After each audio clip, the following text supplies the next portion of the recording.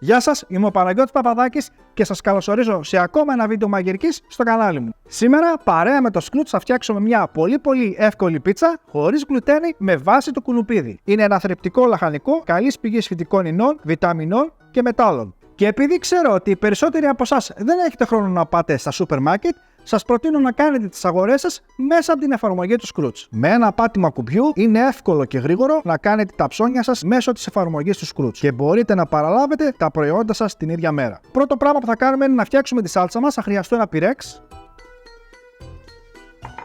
Θα χρειαστώ ένα μαχαίρι. Θα κόψω ένα κρεμμύδι στα 4 μέσα στο πυρέξ, 200 γραμμάρια ντοματίνια, μία σκελίδα σκόρδο, 30 γραμμάρια ελαιόλαδο, φρεσκοτριμμένο πιπέρι, λίγο ρίγανη και τέλος 2 πρέζες σαλάτι. Και ψήνουμε σε προθερμασμένο φούρνο στον αέρα για περίπου 15 με 20 λεπτά στους 200 βαθμούς. Για τη ζύμη θα κόψω και θα τρίψω ένα κουνουπίδι 500 γραμμάρια, 2 αυγά μέτρια, 120 γραμμάρια γραβιέρα ή παρμεζάνα, ανάλογα τι σας αρέσει. Θα θρηματίσω στο πολυκόφτη 120 γραμμάρια βρώμη, μέσα και αυτό, 1,5 κουταλάκι του γλυκού αλάτι και με ένα κουτάλι ανακατεύω πάρα πολύ καλά. Και τώρα θα ζυμώσω πάρα πολύ καλά με τα χέρια. Έχω ζυμώσει πάρα πολύ καλά και τώρα θα χρειαστώ 2 λαδόκολλες, μία κάτω και μία για επάνω. Ζύμη στη λαδόκολλα.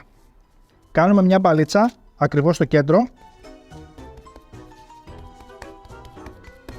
Θα βάλω τη λαδόκολλα από πάνω και με ένα πλάστη θα ανοίξουμε στο σχήμα της πίτσας. Θα ανοίξουμε περίπου 30 εκατοστά και πάχος 0,5 χιλιοστά. Θα αφαιρώσω τη λαδόκολλα. Εν τω μεταξύ έχουν ψηθεί και τα ντοματάκια με το κρεμμύδι και το σκόρδο. Το αφαιρώ από το φούρνο. Θα μεταφέρω τη ζύμη στο ταψί για να το ψήσουμε. Και ψήνουμε στον αέρα για 15 λεπτά. Σε ένα πολυκόφτη θα πολτοποιήσω πάρα πολύ καλά τα λαχανικά. Έτοιμο το ζυμάρι.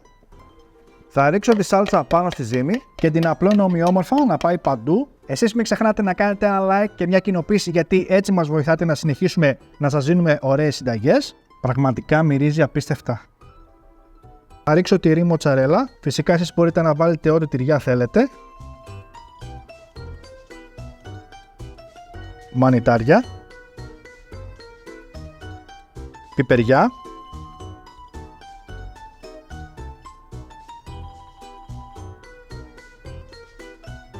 Ντοματίνια κομμένα.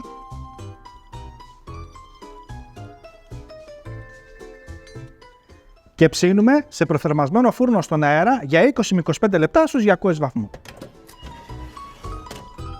Καλό μας ψήσιμο.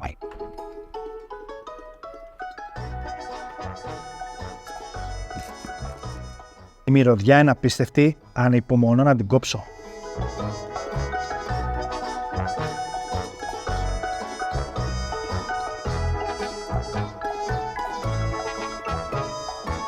Και ήρθε η ώρα.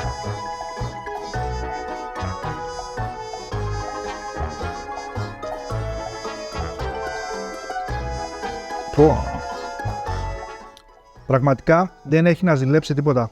Είναι τέλεια. Η πίτσα είναι εκπληκτική και χωρίς γλουτένη και είναι μια καλή αφορμή για να φάνε τα παιδάκια σας κουνουπίδι. Αυτό ήταν το βίντεο, φίλοι μου, για σήμερα. Ελπίζω να σας άρεσε. Μην ξεχνάτε να κάνετε ένα like και μια κοινοποίηση για να το δουν και οι φίλοι σας. Μέχρι την επόμενη συνταγή, να περνάτε καλά. Γεια σας.